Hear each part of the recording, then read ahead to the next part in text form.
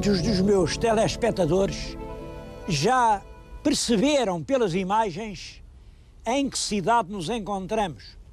Bom, e para os que ainda não perceberam, eu vou dar mais uma indicação.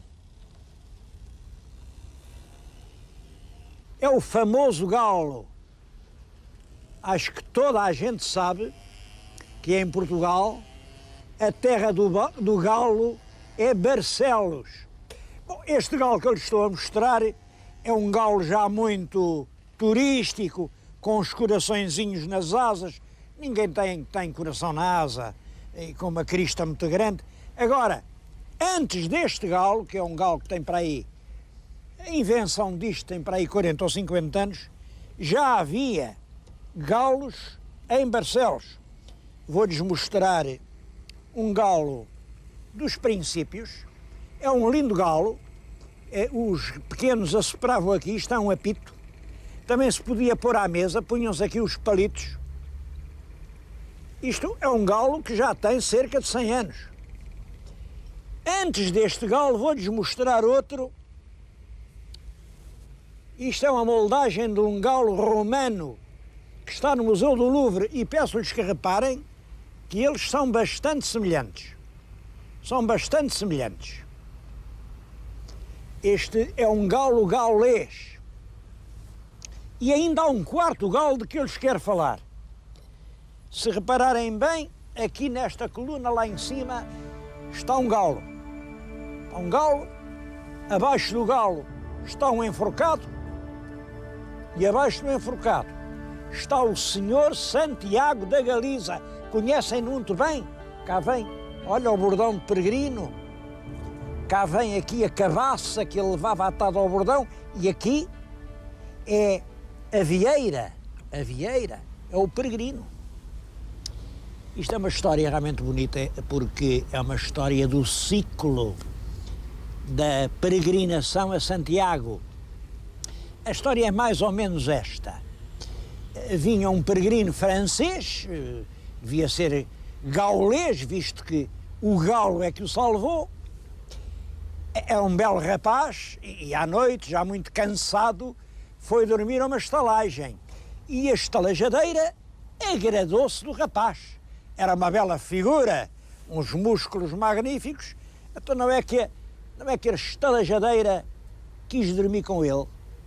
Mas ele, que era muito devoto do Senhor Santiago, vinha para rezar, não vinha para pecar e, portanto, nada de pecados. E a estalajadeira resolveu vingar-se. Olhem que, quando uma mulher quer vingar-se, é difícil escapar à vingança.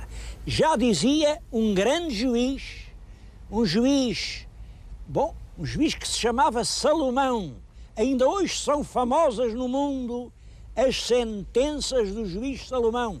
E uma das sentenças que ele deu foi esta: mais vale um homem viver no deserto e não ter água que encontrar no seu caminho uma mulher vingativa.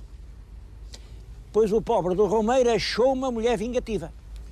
E como o rapaz lhe fez aquela desfeita, ela, quando ele dormia, pegou nos talheres de prata, sem ele ver, meteu-lhes no alforge.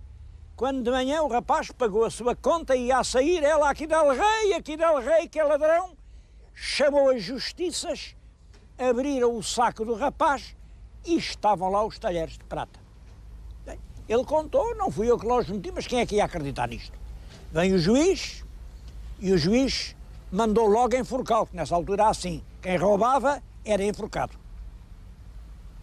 Bem, o rapaz não sabia como havia de se defender, mas pediu ao Senhor Santiago, que está aqui, que lhe valesse. E então disse ao Senhor Santiago, porque estava o juiz à mesa a comer um soberbo galo, um galo corado, era o galo. E o rapaz disse, Santiago, falei que aquele galo, diga que eu estou inocente. Então, mal o rapaz disse isso, o galo assado põe-se em pé, dá um cocorocó como se estivesse vivo E o juiz convenceu-se, claro, o juiz percebeu que um galo assado para cantar é porque o rapaz estava inocente. Esta lenda é curiosa, porque, é claro, apresenta o galo como quem revela a verdade. E não é a primeira vez, o galo tem muito prestígio, muito prestígio.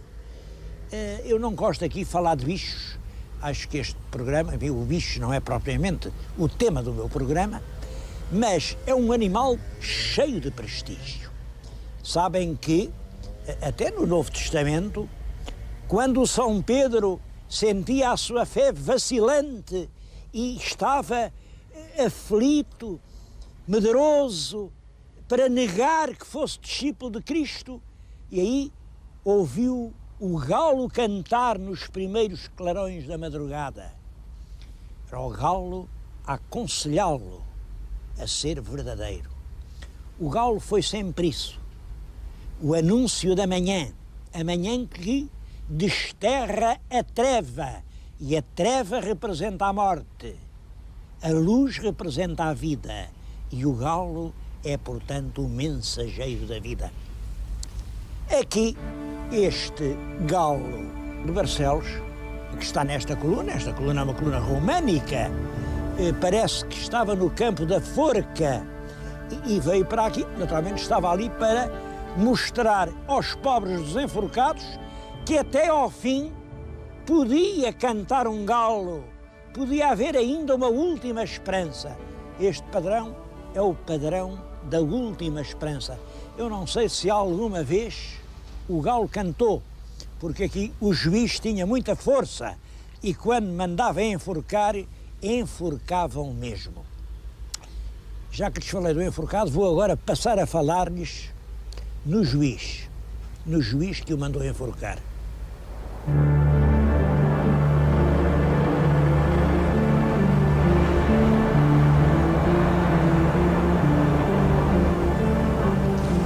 É aqui a casa que agora está na nossa frente, o famoso Solar dos Pinheiros, era a casa do juiz, era o ouvidor do Conde de Barcelos, Dr. Pedro Esteves, que vivia ali.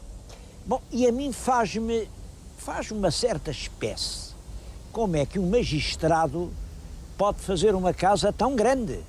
Uma casa enorme, com 2 torres, aquilo parece mais o palácio do Marquês que a modesta residência do magistrado. Bom, seja como for, era a casa do juiz. Não é por isso que eu não gosto assim de juízes com casas muito grandes, não gosto.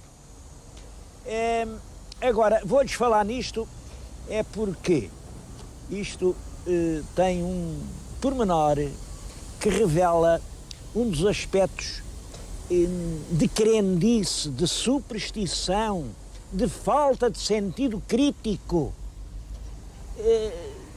Impressionante. Vê junto, não sei se vê na linha do telhado, há um pormenor, o pormenor representa exatamente isto. Um homem que tem barbas e que está com as mãos, num ato de desespero, a arrancar a barba. Isto de puxar pelas barbas, de se pelar, era um sinal de desgosto, de amargura e de luta, era um sinal medieval. Quando uma pessoa queria mostrar um grande desgosto, puxava pelas barbas e pelos cabelos. É, portanto, um homem desesperado que além se representa. Qual é a lenda? A lenda é esta, dizem que aquilo é o Barbadão. Ora, o Barbadão era um sapateiro de Veiros no Alentejo. Tinha uma filha muito bonita, a Inês Pires. Bom, a filha era tão bonita que o Dom João, mestre da Viz, que veio a ser rei de Portugal, Dom João I, passou por lá, agradou-se daquela linda Inês e pronto, olha, agradou-se dela e fez-lhe um filho.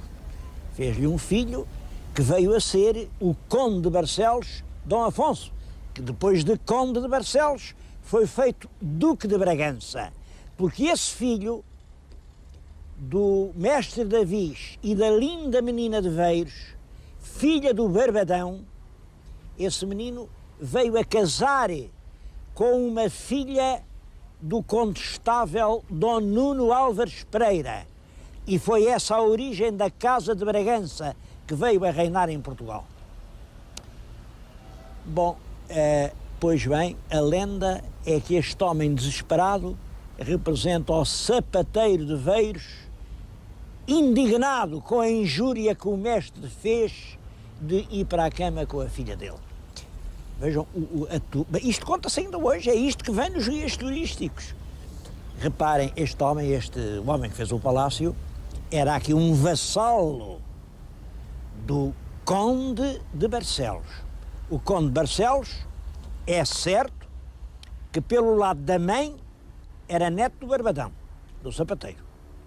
Mas também é certo que pelo lado do pai, Dom João I, era neto de El Rei Dom Pedro.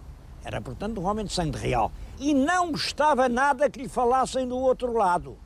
Era uma injúria lembrar-lhe que era neto de um sapateiro. Era, portanto, impossível, completamente impossível, que o magistrado ao seu serviço fosse pôr aqui, na face da sua casa, a lembrança do Barbadão. Era a única coisa que aquilo não pode ser, é o sapateiro de Veiros.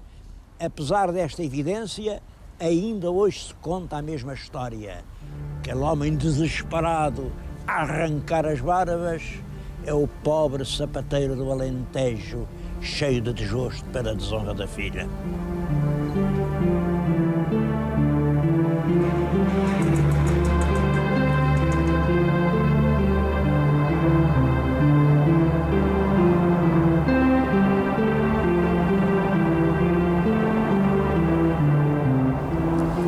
Essa figura do primeiro Duque de Bragança é realmente uma figura curiosa e mal conhecida. O principal, pelo menos o melhor livro que se escreveu sobre ele é este. É um livro que não teve grande difusão, mas é uma das obras da historiografia do nosso tempo, para mim, mais valiosas. Apresenta o Dom Afonso em todos os seus aspectos, nas várias fases da sua vida. O único aspecto que eu agora queria recordar é já uma altura em que ele era velho, porque, como já lhes disse, ele casou com uma filha do condestável Nuno Álvares Pereira, e daí teve 3 filhos. O mais velho era o Conde de Orém, um homem muito orgulhoso, que morreu solteiro. O segundo era o Conde de Arraiolos, que vem a ser o segundo Duque de Bragança, Dom Fernando, e a terceira, uma Dona Isabel. Uma Dona Isabel casou com o infante Dom João e ficou ligada, claro, à família real portuguesa. Mas depois enviuvou dessa mulher, enviuvou e já estava velho, tinha passado os 50, estava pesado, já... Nessa altura, aos 50 anos, um homem estava muito passado. Quando o pai, Dom João I, quis que ele casasse com uma jovenzinha de 12 anos, uma menina apenas saída da infância, uma menina que era a Dona Constança de Noronha. É essa mulher que o povo chamou durante longo tempo a Condessa Santa. Condessa porque era Condessa de Barcelos. Depois, quando o marido foi feito duque pelo infante Dom Pedro, ela ficou Duquesa de Bragança. Mas é curioso, ela própria nunca disse que era Condessa.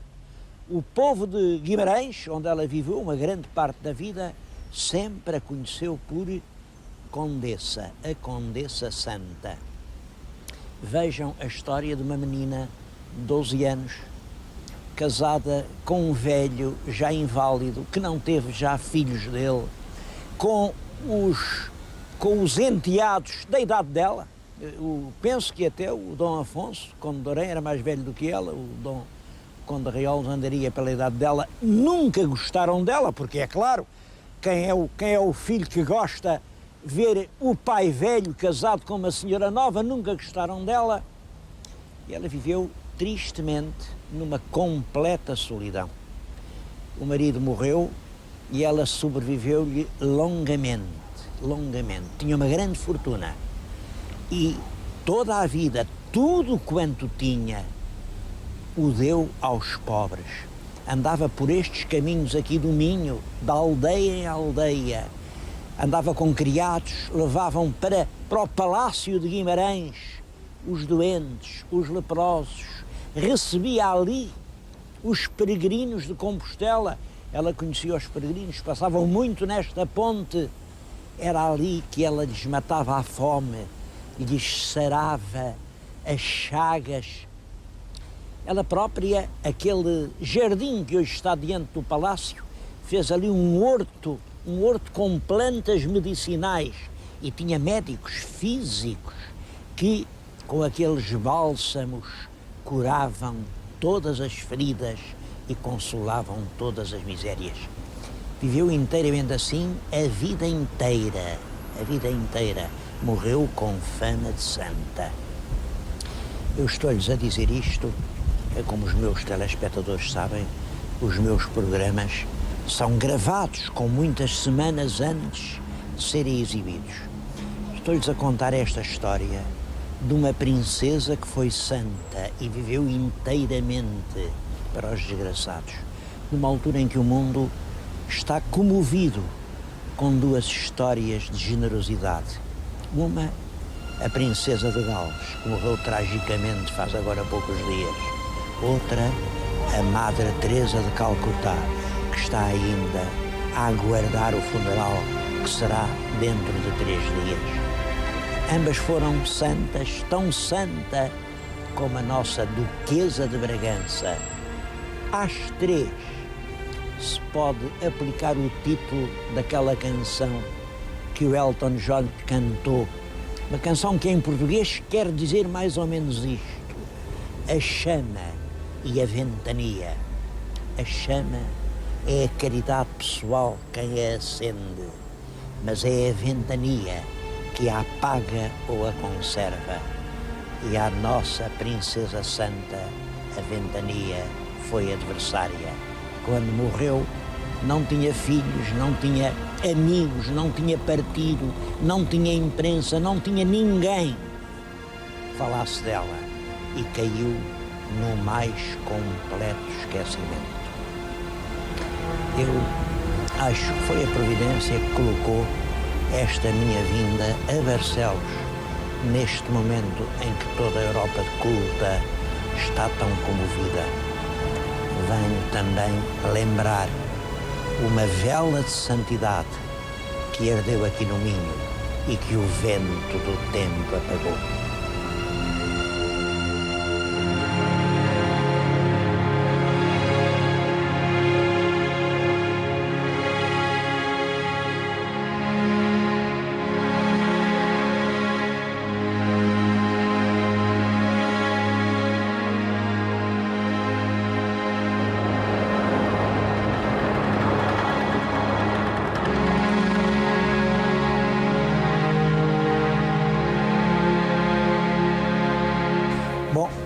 Mas é claro que a história de Barcelos não se limita às lendas do Galo, às memórias do Duque de Bragança ou à recordação da Condessa Santa, não. E é uma história que merece ser recordada. Esta terra das origens pouco se sabe. É certo que no século XII Afonso Henriques já lhe dá um fural. No século XIII, isto é bastante rico para que o rei Dom Dinis tenha feito aqui a cabeça do primeiro condado português. A primeira vez que houve um condado com terra é o Condado de Barcelos. E o Dom Dinis faz isso para dar esse título de Conde de Barcelos ao principal fidalgo da sua corte, ao Mordomo Mor. Mordomo Mor é o primeiro dignitário da Corte Real. Bom, devo dizer que é um fator negativo, porque desde o momento em que isto é um condado, as rendas vão para o conde e tudo quanto isto produz sai da terra e vai para a casa condal. É claro que os condes não residem aqui. Em todo o caso, e apesar de Barcelos sofrer a pressão da vizinhança de Braga, a ilustre Braga dos arcebispos, ou de Guimarães, uma cidade com uma forte burguesia, ou estar perto do litoral, apesar disso, Barcelos cresce constantemente e dá-se esta coisa estranha. Em 1928, como sabem, em 1928, é no primeiro pós-guerra, é um período de grande declínio de toda a economia em Portugal, tudo parece descer, menos Barcelos. É em 28 que sai um decreto que diz isto: atendendo a que Barcelos tem uma população e um desenvolvimento urbano e industrial superior a algumas cidades do país, a vila de Barcelos é elevada a cidade. É curioso como é possível, em 28, Barcelos estar a progredir. E a resposta está nisto: a gente de Barcelos. Eu vim falar despropositadamente aqui, neste lugar, é um centro de artesanato. Dizem, aqui há muito barro. Oh, meninos, barro há em toda a parte. Aqui, além de barro, há talento. Eu peço que reparem, eu estou aqui junto de algumas peças. Olhem o que há de... Isto é uma peça que representa o nascimento do mundo, o Adão e a Eva, é claro, e a cobra que foi a culpada. Vejam-me esta peça, que é o que tem de espírito, de graça, de humor. Bom, mas mostro-lhes duas, mas há aqui centenas de peças dos artesãos de Barcelos, que é com toda a razão considerada uma das grandes cidades do artesanato português. E o que se dá com o artesanato dá-se com muitas outras coisas. Barcelos vive hoje de numerosas pequenas empresas ou médias de tecelagem. Tecelagem de quê? De fibras que aqui não há, de atividades comerciais individuais. Não são grandes capitais, aqui não há minas, não há ouro, não há prata. Há uma riqueza maior. Há a gente de Barcelos. A propósito, eu estou aqui a falar-lhes dentro de uma torre. Nesta terra há muitas torres. Eu queria, a esse respeito, fazer um comentário.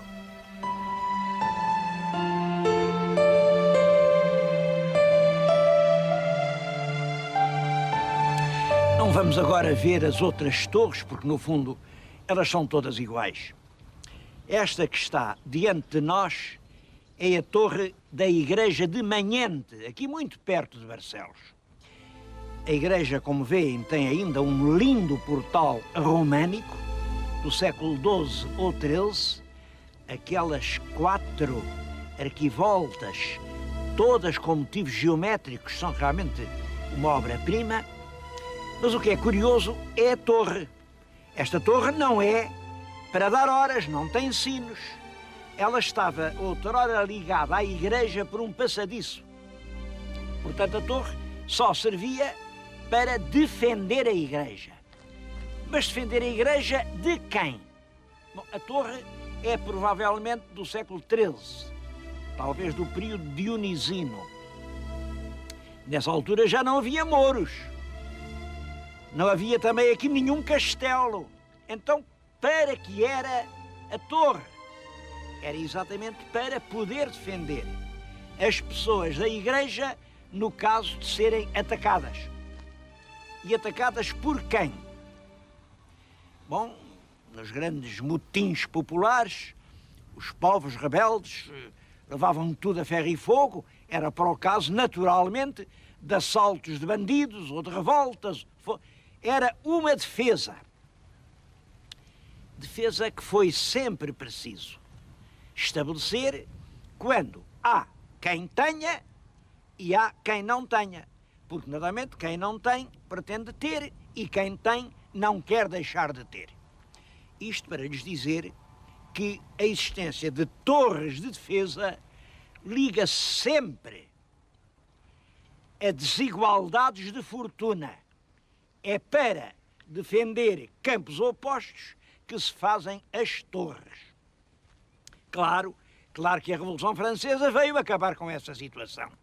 Isto era feudalismo, veio a Revolução Francesa, não senhor, agora liberdade, igualdade e fraternidade. Ora, era aqui que eu queria introduzir uma reflexão.